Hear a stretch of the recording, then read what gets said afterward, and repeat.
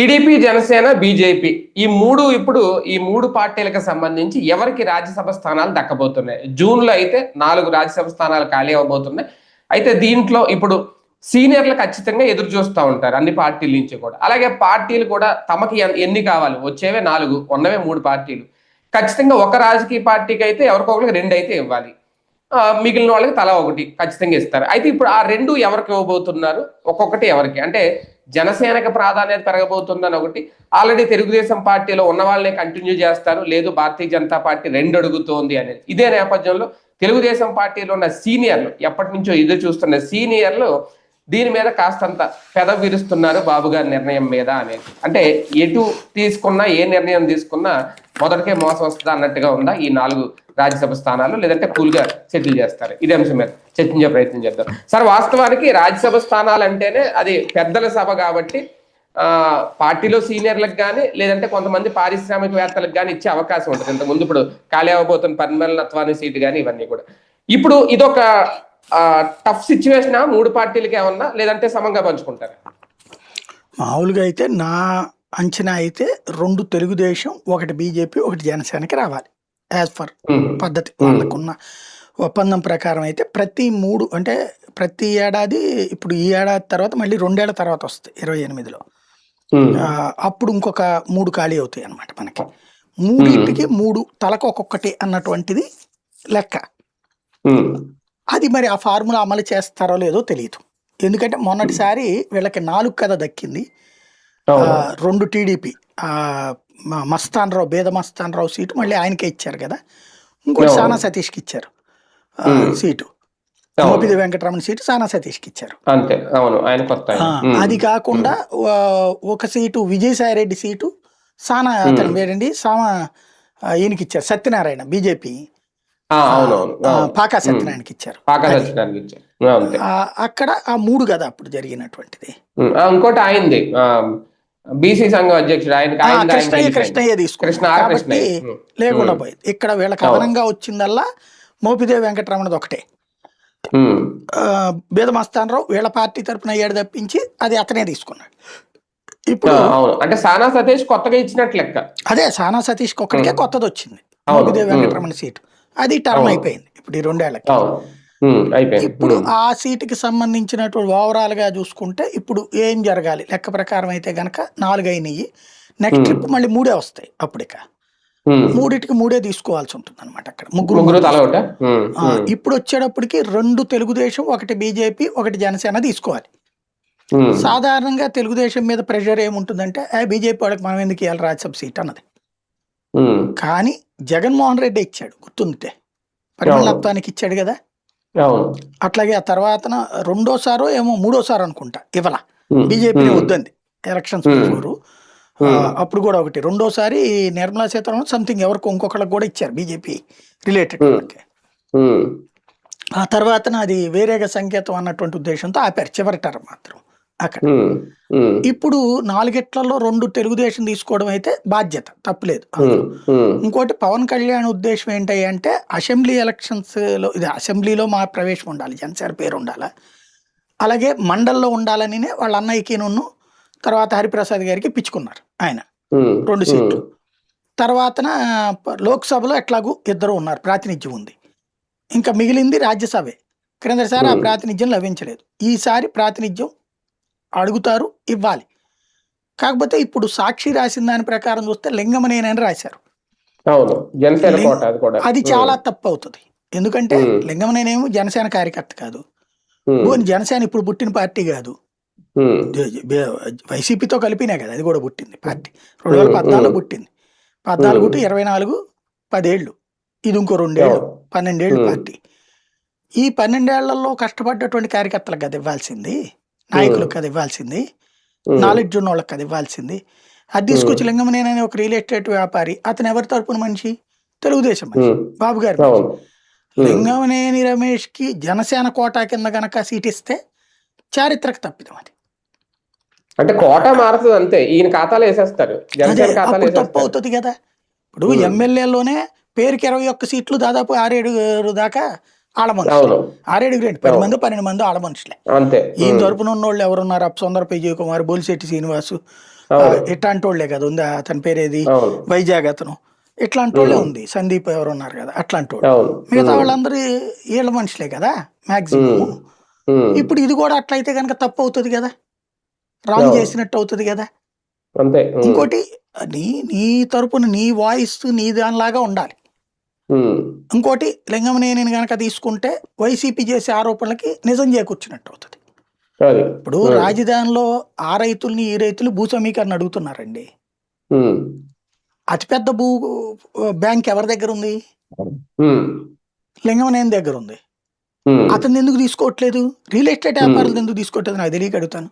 ఇప్పుడు రైతుల నారా కోడూరు దగ్గర లేకపోతే మొత్తం ఓఆర్ఆర్ ఇవన్నీ అడుగుతున్నారు. అక్కడ రియల్ అవును ఎస్టేట్ వాళ్ళ దగ్గర తీసుకుంటే బల్క్గా ఒకళ్ళ దగ్గరే వచ్చేస్తుంది కదా. ఉమ్, వాళ్ళ దగ్గర తీసుకోవట్లేదే భూములు, ఓన్లీ అవును సన్న చిన్నకారు రైతుల దగ్గరే తీసుకుంటున్నారే. ఇదేం ధోరణి? ఉమ్, అదే ఇది కదా. ఎక్కడ పద్ధతి? అదే సమస్య వస్తుంటే ఇప్పుడు ఆ లింగమనేని లాంటి వాడికి తీసుకొచ్చి ఇస్తే నెగిటివ్ వెళ్తుంది. మరి అదే ఆయన ఉమ్, ఆలోచించుకోవాలి. నన్ను అడిగితే మంచి వాయిస్ స్ట్రాంగ్గా జనసేన తరపున వినిపించేటటువంటి వాళ్ళని ఎవరినన్నా కనుక రాజ్యసభకు పంపిస్తే పవన్ కళ్యాణ్ చరిత్రలో నిలిచిపోతారు. సరే ఇక్కడ కూడా తెలుగుదేశం పార్టీ రాజకీయం కనబడుతుంది. అసెంబ్లీ ఎన్నికలు ఇందాక మీరు అన్నట్టు ఇప్పుడు భీమవరం పులవర్తి రామాంజనేయులు ఆయన పక్కా టీడీపీ, ఆయన జనసేనలో చేర్చి జనసేన కోటాలు ఇచ్చినట్టు సీట్ ఇచ్చారు. అలాగే అనపర్తి ఎమ్మెల్యే 40 బీజేపీలో చేర్చి బీజేపీ కోటాలు ఇచ్చినట్టు ఇచ్చారు. అంటే ఓకే అయ్యంటే ఓకే ఎన్నికలు కాబట్టి, ఇది రాజ్యసభ స్థానాల్లో కూడా అదే రాజకీయం చేస్తే అర్థం కాదా జనసేన అధినేత? ఎందుకు అర్థం కాదు? ఆయనకి తెలియకుండా జరిగిందే ఏదైనా అమాయకత్వం కాకపోతే, ఆయనకి తెలిసినే అవంటే జరిగింది కదా. ప్రజల చేత ఎన్నుకోబడే ఎన్నికలు కాబట్టి ఓకే అది గెలిపోవటం ఇక్కడ డైరెక్ట్ గా ఇచ్చే నేరుగా ఇచ్చే సీట్లు కదా ఇవి. అదే అనేది ఇక్కడ కూడా ఆ రాజకీయం ఎమ్మెల్సీలు ఎందుకు? రాజ్యసభ లాంటిది పార్టీ కోసం కష్టపడి ప్రజాక్షేత్రంలో గెలవలేని వాళ్ళకి ఇచ్చేవి. అవును అవును పార్టీ కోసం కష్టపడుతూ ప్రజాక్షేత్రంలో గెలవలేని వాళ్ళకి ఇస్తారు అవి. అవును విజయసాయి రెడ్డి గారికి అట్లాంటిది అలాగే కనుక కదా ఇచ్చారు మొన్నటి వరకు. అట్లాంటిది కనుక రాంగ్ దోవను పట్టించారనుకోండి, ఇంకా వాళ్ళకి వీళ్ళకి ఈయనకి తేడా ఏమి ఉండదు. ఈయన అదే కదా. భిన్నమైనటువంటి రాజకీయం అంటున్నారు కదా, అది ఇదేనేమో ఆ భిన్నం అంటే. భిన్న రాజకీయం అవ్వదు. రెండవది ఏంటంటే ఇక పూర్తిగా తెలుగుదేశం తరపున ఈయన బి టీమ్గా పనిచేస్తున్నాడు అనేటువంటి ఫీలింగ్ జనంలోకి వెళ్ళిపోతుంది. ఏదో అప్పుడప్పుడు మాట్లాడే మాటలు ప్రజలకి ఏదో డైవర్ట్ చేయడానికి అన్నటువంటి కాన్సెప్ట్ వెళ్ళిపోతుంది. అది ఆయన ఆలోచించుకోవాల్సినటువంటి అంశం, ఏం జరుగుతుంది అన్నటువంటిది. కానీ ఒక్కటిసారి ఇక్కడ టీడీపీ సీనియర్లు నిజంగా ఎంతవరకు ముఖం చాటేస్తారు, లేదంటే బాబు గారు ఏం చేసినా ఎస్ అంటారా? తెలుగుదేశంలో అట్లాంటి తిరుగుబాట్లు ఏముండవండి. అది ఎన్టీ రామారావు ఉన్నప్పుడు జరిగినాయి. ఓ రేణుకా చౌదరి తిరుగుబాట్లు, నన్నపనేని రాజకుమార్ తిరుగుబాట్లు అట్లాంటి. ఇప్పుడు అంత సీన్ ఏం లేదు తిరుగుబాట్లు అనేది, పెద్దగా ఏం జరిగేటటువంటి ఏం లేవు. అంతే. అంటే ఇప్పుడు రాకపోతే మళ్ళీ వాళ్ళకి అవకాశాలు రావు కదా సార్. ఇప్పుడు వీళ్ళు ఏం రాసినట్టే చేస్తారు? ఇప్పుడు అక్కడైతే దేవినేని ఉమాది ఉంది. దేవినేని ఉమా ఎంత పార్టీకి వాళ్ళ కుటుంబం. పోనీ వేరే పార్టీ నుంచి వచ్చిన వాళ్ళు కూడా కాదు. దేవినేని వెంకటరమణ తెలుగుదేశం స్టార్టింగ్ నుంచి సుదీర్ఘకాలం ఎమ్మెల్యే చేశాడు, మంత్రిగా కూడా చేశాడు నందిగామ నుంచి. తర్వాత ఆ ప్లేస్ లోకి ఉమా, వాళ్ళ కుటుంబానికి అక్కడ ఉన్న పట్టుని దృష్టిలో పెట్టుకునినే ఉమాని పక్కన పెట్టేసేసి దెబ్బ కొట్టడం కోసమనినే అక్కడ ఆ సీట్ని ఎస్సీ చేసేసాడు రాజశేఖర రెడ్డి. అంత క్రియేట్ చేశాడు అతను. చివరికి నియోజకవర్గం మార్చుకోవాల్సి వచ్చింది. మార్చుకున్నా గెలిచాడు, మంత్రి పదవి తీసుకున్నాడు. ఆ తర్వాత ఏమైపోయాడు? టికెట్టే లేకపోవడం ఏంటి? అంతకంటే దారుణం ఏమైనా ఉందే? కుర్రోడు కష్టపడ్డటువంటి వాడు, పార్టీ ఏది 17-16 ఏళ్ల నుంచి పనిచేసినోడు, 16-17 ఏళ్ల నుంచి. ఇవాళ ఏమీ లేకపోతే ఏంటది? ఇప్పుడు ధూళిపాల నరేంద్ర ఎన్ని టర్మ్స్ నుంచి గెలుస్తున్నాడు, అతని మంత్రి పదవి లేదు. ఏంటది? సరే నడిచిపోతుంది, వాళ్ళ ఇష్టం. ఎవరైనా చేశారా తిరుగుబాట్లు? చేశారా వాళ్ళు ఎవరన్నా? చంద్రబాబు గారి మీద తిరుగుబాటు జరగనియ్యరు. ఎందుకంటే ఎన్టీ రామారావు మీద తిరుగుబాటు ఎట్లా చేయాలో ప్లాన్ చేసిన చంద్రబాబు దాంట్లో ఎన్టీఆర్ని దొంగగా చేసి చూపించడంలో మీడియా ద్వారా సక్సెస్ అయ్యాడు ఆయన. ఇప్పుడు చంద్రబాబు మీద తిరుగుబాటు చేస్తున్నట్టు వాళ్ళని దొంగలుగా చూపించడంలో మళ్ళీ మీడియా సక్సెస్ అవుతుంది. ఇప్పుడు కొలికిపూడి ఉన్నాడు, అతనేం వేరే పార్టీతో ఏం టైఅప్ అవ్వలేదు కదా, కానీ తను రైట్ చేసిన పాయింట్లు ఏంటి? చిన్ని వచ్చి అక్కడ దోచుకుంటున్నాడండి అని. మన పార్టీ మీరేమో విధానాలు చెప్తున్నారు, మద్యంలో దొంగ లెక్కర అమ్ముతున్నారు, లేకపోతే అట్టంటి వాళ్ళని పట్టుకోండి నాకు అప్పచెప్పండి, తాట తీద్దాం అంటున్నారు, పేకాడ క్లబ్లు అంటున్నారు, ఇట్లాంటి ఇదిగో నేను పట్టుకుంటున్నానండి అని చూపెడుతున్నాడు. చంద్రబాబు గారి మాటలు ఆచరణలో అమలు చేసినందుకు గాను కార్యకర్తలకు అన్యాయం చేస్తున్నాడని చెప్పి అతన్ని తిట్టిపోతుండే. అంటే మాట ఒకటి ఉంటుంది, వ్యవహారం ఒకటిగా ఉంటుంది. కానీ ఏమన్నా ఉందా? అక్కడ కోలికపూడికి వ్యతిరేకంగా స్టోరీలు రాస్తారు. అవును. ఇదివరకు అతను ఇచ్చే స్టేట్మెంట్ హీరో, ఎందుకని జగన్ తిట్టాడు కాబట్టి. అది అదే చంద్రబాబు చెప్పిన మాటని చంద్రబాబుని పొగుడుతా ఏంటయ్యా ఇదని అడిగారు అనుకోండి, దుర్మార్గం, అది తప్పది. అప్పుడు కొలిగిపూడి దొంగ అయిపోతాడు. ఏంటిది అంటే అంతే, అట్లాగే రాస్తారు, అట్లాగే ఉంటది. ఇప్పుడు రేపు పొద్దునే యనమల రామకృష్ణుడికి తెలియదే, యనమల రామకృష్ణుడిని ఎప్పుడైతే అయిపోయింది పక్కన పెట్టారు. ఇప్పుడు యనమల రామకృష్ణుడు అడుగుతున్నారు, లేకపోతే ఇంకోళ్ళు అడుగుతున్నారంటే ఫైనల్ స్టేజ్ కదా సార్. ఇప్పుడు రాకపోతే ఇంకా వీళ్ళకి ఇంకా పదవులు ఉండవు తర్వాత. తెలుగుదేశం గొడిపోయింది. వీళ్ళకి ఇప్పుడు యనమల రామకృష్ణ గారికి ఇప్పటికే పక్కన పెడితే ఇంకా తర్వాత ఉండదు కదా. అదే అంటే ఇప్పటికే ఆయనకి ఇచ్చినంత అంటే పార్టీ ఆలోచన ఎట్టుంటదంటే నా అభిప్రాయం, లైక్ లోకేష్ మైండ్ లోకి వెళ్తే, లోకేష్ లోకి నేను పరకాయ ప్రవేశం చేస్తే ఆయనకి ఎంతో ఇచ్చాం కదా అవకాశాలు, ఎన్నిసార్లు వాళ్ళ అమ్మాయికి టికెట్ ఇచ్చాం, అమ్మాయి కూడా గెలిచింది కదా. ఆ నియోజకవర్గంలో ఓడిపోయినా ఆయన తీసుకొచ్చి ఎమ్మెల్సీగా చేసి ఇచ్చారు కదా మంత్రి పదవులు. ఇంకా మొత్తం ఇక ఒకళ్ళే అనుభవిస్తా ఉంటే ఎట్లా, మరి మిగతా వాళ్ళు ఏంటి అనే మాట వస్తుంది లోకేష్ ఆలోచన పరంగా చూస్తే, యంగ్స్టర్ కాబట్టి. అంటే చంద్రబాబు గారి ఫ్యామిలీలో మినహా ఇంకెక్కడ కూడా ఒక కుటుంబంలో 2 పదవులు ఉండవా? పదవులు 2 ఏంటి 3 కూడా తీసుకోవచ్చు కావాలంటే. ఇప్పుడు జేసీ టికెట్లు అదే లేదంటే జేసీ ప్రభాకర్ రెడ్డికి నువ్వు చేసి ఈ ట్రిప్ మొన్న టికెట్లని రిస్ట్రిక్ట్ చేసుకొచ్చారు ఒక ఎగ్జామ్షన్ తీసుకుని, కానీ ఆ లెక్కనైతే వేమిరెడ్డి వాళ్ళకి ఇవ్వలేదా? కొన్నిసార్లు షరతులు వర్తిస్తాయి అన్నమాట కొన్ని. అంటే ఎన్నికల ముందు ఏదో అన్నట్టున్నారు కదా, ఇన్ని వరుసగా 3 సార్లు గెలవని వాళ్ళు 2 సార్లు అయిన తర్వాత తీసేస్తామని, 2 సార్లు తర్వాత 3 వాళ్ళకి. అవన్నీ భవిష్యత్తులో చూసుకుందాం అయ్యి తర్వాత. సార్ ఇక్కడ అంటే ఇప్పుడు వీళ్ళకి అనుకూలంగా ఓపెన్ గా మాట్లాడుకుంటే 2 ఛానల్ సపోర్ట్ చేస్తాయి, టీవీ5 కానీ ఏబిఎన్ కానీ. ఇంకా ఉన్నాయి 4 ఉన్నాయి కాదనట్లేదు. అందులో ఆల్రెడీ నాయుడు గారికి టీటీడీ చైర్మన్ పదవి ఇచ్చేశారు. రాధాకృష్ణ గారికి నిజంగా రాజ్యసభ ఆశిస్తున్నారా? ఇచ్చే ఛాన్స్ ఉందా? వీళ్ళు ఎందుకు రాసిన ఇవాళ చూశాక రేపు ఆదివారం ఎడిటోరియల్ కాలం చూద్దాంలే అనుకున్నాను.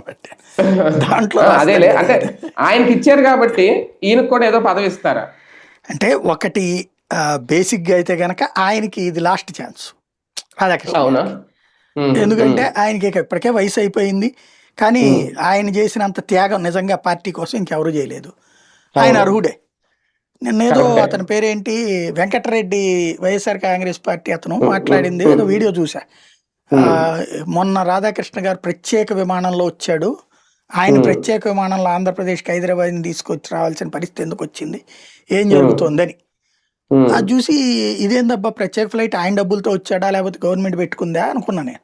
ఆయన డబ్బులతో ఎందుకు వస్తాడు, ఇక్కడికి వస్తే పోనీ ఏ గుడికి వచ్చాడు అనుకుంటాను. ఆయన ఏమో నాస్తికుడు, పోనీ ఏ గుడికి కూడా వెళ్ళలేదు, దుర్గుడికి. అంటే బాబు గారిని కలిసి వెళ్ళాడు అన్నటువంటిది. వస్తానంటే వాళ్ళు ప్రత్యేక విమానం పెట్టినట్టున్నారు. ఇప్పుడు ప్రత్యేక విమానాలు, ప్రత్యేక హెలికాప్టర్లు జగన్ టైంలో అయితే బూత్ తప్పించి ఇప్పుడు నీతే కదా. ఇప్పుడు ప్రత్యేక హెలికాప్టర్. అదే జగన్ అయితే గనక హెలికాప్టర్ లో తిరుగుతాడు, సామాన్యుడు పట్టదనేవాళ్ళు. ఇప్పుడు అయితే గనక అట్లా ఉంటది, అయ్యి ఎవరి దాళ్ళది ఒకటి ఉంటది. అది రాసేది కూడా రాధాకృష్ణ గారే కదా. అట్లా అదే అందుకోసమే ఏమన్నా వచ్చారా రాజ్యసభ గురించి, లేదా ఆయన 2 కోణాలు ఉంటది. ఒకటి ఆయన వచ్చాడు కాబట్టి సాక్షి వాళ్ళు రాజ్యసభకి ఆయన ట్రై చేస్తున్నాడని రాసి ఉండొచ్చు. ఒకటి ఇప్పుడు ఆయన కోరిక తీర్చేశారు కాబట్టి నాయుడు గారి కోరిక, ఈయన కోరిక కూడా రాజ్యసభ అయితే తీరుస్తున్నారేమో, ఇది ఒక ఆస్పెక్ట్. రెండవది ఇంకోటి కూడా ఉంటది. రాధాకృష్ణ గారు కొన్నిసార్లు కొంతమంది తరపున వకాల్తా పుచ్చుకుని టికెట్లు ఇప్పిస్తారు. అందులో భాగంగా ఎవరిదన్నా రాజ్యసభకి సిఫార్సు చేయడానికి వచ్చారా? ఇప్పుడు ఇదివరకు అప్పుడు ఫస్ట్ ట్రిప్ 2014లో పివిపి ఉన్నాడు కదా పొట్లూరు, ఆయనకి పవన్ కళ్యాణ్ సిఫార్సు చేశాడు ఎంపీ. అప్పుడు జనసేన పోటీ చేయట్లేదని ప్రకటించింది కదా, పివిపికి మద్దతు ప్రకటించమని చెప్పాడు. అంటే జనసేన క్యాండిడేట్ గా అతనికి మద్దతు ప్రకటించమని చెప్పేసి. ఆయనతో పాటు గుంటూరు సెంట్రల్ నియోజకవర్గం నుంచి కూడా వంగవీటి రాధా పేరు సిఫార్సు చేశారని ఏదో అన్నారు. మరి వంగవీటి రాధా అప్పుడు వైసీపీ తరపున చేసినట్టున్నాడు కదా, చేశాడు, నాకు గుర్తు రావట్లేదు. బొండావమ్మ గెలిచాడు కదా, ఆ వైసీపీ తరపున చేస్తే ఆ తర్వాత ఓడిపోయాక అప్పుడు ఇతనికి ఇచ్చినట్టున్నారు మల్లాది విష్ణుకి 2014లో అయితే చేసి ఉన్నాడు. అప్పుడు అంటే ఇతనికి ఇంకెవరి పేరో సిఫార్సు చేశాడు సెంట్రల్ కి, విజయవాడ సెంట్రల్ కి. బోండావమ్మ పేరు ఖచ్చితంగా ఉండాలని, అంటే అతను వైసీపీలో ఉన్నాడు కదా. బోండావమ్మ కాకుండా అప్పుడు అది బీజేపీకి ఇవ్వడానికి రెడీ అయ్యారు యాక్చువల్గా. బీజేపీ మొదటి నుంచి అడిగే సీటు విజయవాడ సెంట్రలే, ఎందుకంటే గతంలో కోట శ్రీనివాసరావు గెలిచిన సీట్ అది. అడిగితే వాళ్ళకి ఓకే అని చివరిదాకా అయ్యి చివరి నిమిషంలో రాధాకృష్ణ గారి జోక్యంతో ఆ సీటు మార్చి వెల్లంపల్లికి 1 టౌన్ ఇచ్చారు అప్పుడు బీజేపీ 2014లో. రాధాకృష్ణ గారు గట్టిగా అడిగి ఆపిని ఈ 2 విజయవాడ సెంట్రల్ బీజేపీ వాళ్ళని ఆపి ఇప్పించాడు బోండాకి. అట్లాగే పొట్లూరు వరప్రసాద్కి ఆపిచ్చి కేసినేని నానికి ఇప్పించాడు. ఇది నేను విన్నది. అప్పుడు ఆయన వైసీపీకి వచ్చినట్టున్నారుగా. అప్పుడు పీవీపీ వైసీపీకి వచ్చి 2019లో పోటీ చేసి ఓడిపోయారు కదా. ఆ తర్వాత ఆయన సైలెంట్ అయిపోయారు రాజకీయం. అట్లాంటిది ఏదన్నా సిఫార్సులు పట్టుకొస్తాడు ఈయన. ఆ టైంలో బాబు గారిని దబాయిస్తాడు. మీరు ప్రతి యాదవ్కి ఇచ్చేస్తారండి, ఈయనంత సమర్థుడు, మీకు ఇంకెవరైనా దొరుకుతారా అలాంటిది కూడా మాట్లాడేస్తాడు ఆయన. అందులోకి ఈ మధ్యన కొంచెం యాంటీ కథనాలు రాస్తున్నారుగా. అది ఒక టాక్టిక్స్ అండి. మీరు అప్పుడప్పుడు రాసేవారు, ఇప్పుడు కంటిన్యూ లేదు అదేం లేదు. ఇప్పటికి కూడా దాంట్లో బాబు గారు కరెక్టే, కింద ఉన్నోళ్ళు తప్పుడు అని రాస్తారు. బిగినింగ్ స్ట్రాటజీ అది. తెలుగుదేశం హయాంలో వైఫల్యాలన్నీ అధికారులది, వైసీపీ గాని కాంగ్రెస్ టైంలో వైఫల్యాలన్నీ ప్రభుత్వాన్ని, తెలుగుదేశం టైంలో అవినీతి ఉద్యోగులు కార్యకర్తలు నాయకులది, వేరే వాళ్ళ అధికారంలో ఉంటే పార్టీది ముఖ్యమంత్రిది. వాళ్ళ స్ట్రాటజీ ఫ్రమ్ ద బిగినింగ్. వాళ్ళ కాదు, భూమి పుట్టక ముందు నుంచి ఉన్నటువంటి అలవాటు. ఈనాడు జ్యోతి వాళ్ళ టైప్ ఆఫ్ జర్నలిజంలో ఉండేటటువంటిది. ఇప్పుడు అదేది తిరుమల తిరుపతి దేవస్థానానికి సంబంధించి వీళ్ళు ఆలయ రక్షకులుగా ఈ మధ్యన మారారు కదా. అందులో భాగంగా ఇప్పుడు మొన్న జ్యోతి రాసింది, వాళ్ళు ఈనాడు రాసింది. ఏంటది, టీటీడీ గుళ్ళని తీసుకోకూడదు అంటే వేరే గుళ్ళని అడాప్ట్ చేసుకోకూడదు అన్నటువంటి ఫార్ములా 1997లో అంటే చంద్రబాబు గారు సీఎంగా ఉన్నప్పుడే తీసుకున్నారు.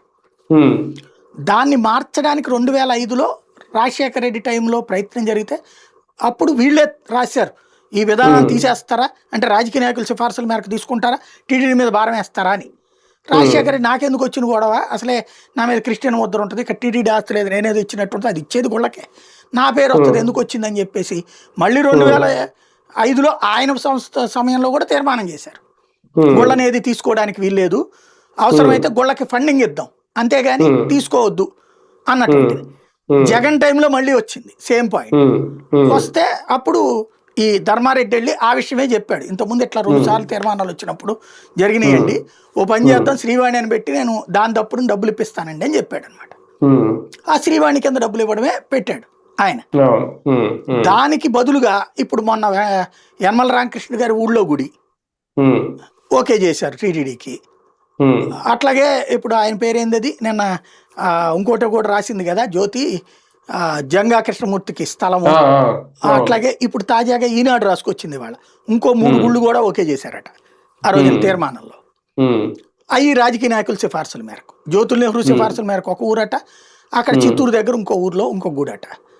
ఇప్పటికి లెక్క ఏంటంటే తిరుమల తిరుపతి దేవస్థానం ఆలయాల్లో ఎక్కడా నష్టం లేదు, లాభమే ఉంటుంది, రూపాయి 2 కోట్లు 3 కోట్లు కింద ఉన్నటువంటి తిరుచానూరు ఈ ఆలయాలన్నిటి నుంచి డబ్బులు మిగులుతాయి.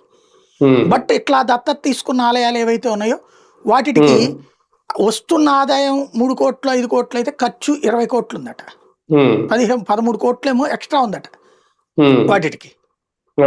అంటే అక్కడ అది జరుగుతున్నది. ఇప్పుడు అది రాసింది ఎట్లాగా, అది అధికారులు తప్పిదం, టీటీడీలో బోర్డులో వాళ్ళ తప్పిదం. అదే జగన్ అయ్యి ఉంటే జగన్ విధ్వంసకారుడు కాబట్టి ఇట్లాంటి తప్పులు చేపిస్తున్నాడు కావాలని, క్రిస్టియన్ కాబట్టి నాశనం చేస్తున్నాడు. గుళ్ళు తీసుకున్నా సరే శ్రీవాణితో గుళ్ళు కట్టించినా జగన్ నాశనం చేసినట్టే. వాళ్ళు రాసే వార్త వాళ్ళ ఇష్టం. బీజేపీకి 2 అడిగే ఛాన్స్ ఉందా? నేను అనుకోవట్లేదు. మరి సాక్షి రాసిన దాన్ని బట్టి నిజంగా 2 ఇస్తే మాత్రం తెలుగుదేశంలో బీజేపీ మీద కోపం పెరుగుతుంది. ఎందుకంటే వాళ్ళకి విపరీతమైన కోపం వచ్చేది, ఎట్లా గట్టెత్తారు మంది. అప్పుడు వాళ్ళ సోషల్ మీడియాలో అమిత్ షా నిన్ను మోడీని అమలాబోతులు దడ్డం బిగించేస్తారు. అంటే బీజేపీకి కూడా అవసరం కదా సార్ రాజ్యసభలో, విడిగా ఉన్నా ఒకటే కదా, ఒకటే కానీ ఇండివిజువల్ గా ప్రెషర్ చేసినట్టు అనిపిస్తుంది కదా. ఇప్పుడు వాళ్ళ బలం ప్రకారం అయితే కనుక ఒక్క రాజ్యసభ సీట్ కూడా రాదు కదా. ఇప్పుడు వాళ్ళకి సపోర్ట్ గానే ఉంటాయి ఎవరికి ఇచ్చుకున్నా, అదే అనేది. కాబట్టి ఆ లెక్కను తీసుకోవచ్చు. 2 అడుగుతున్నారు అంటే గనక తెలుగుదేశాన్ని ఉంచుతున్నారు వాళ్ళు అని అర్థమవుతుంది పబ్లిక్. ఇస్తే రైట్ రైట్ చూద్దాం నిజంగా రాజ్యసభ స్థానాల్లో ఎవరికి ఎన్ని సీట్లు దక్కపోతాయి. నిజంగా లింగంనేని రమేష్కి ఇచ్చి అది జనసేన కోటాలో గనక వేస్తే మళ్ళీ ఆంధ్రప్రదేశ్లో ఇదే రాజకీయం అనే చర్చ వస్తుందా, లేదు భారతీయ జనతా పార్టీకి నిజంగా రెండు గనక ఇస్తే అప్పుడు ఎలాంటి చర్చ నడుస్తుంది. ఏదైనా జూన్లో ఖాళీ అవ్వబోతున్నాయి 4 స్థానాలు. ఎవరికి దక్కుతాయి, ఎవరు రాజ్యసభ సభ్యులుగా అడుగు పెడతారు వేచి చూద్దాం.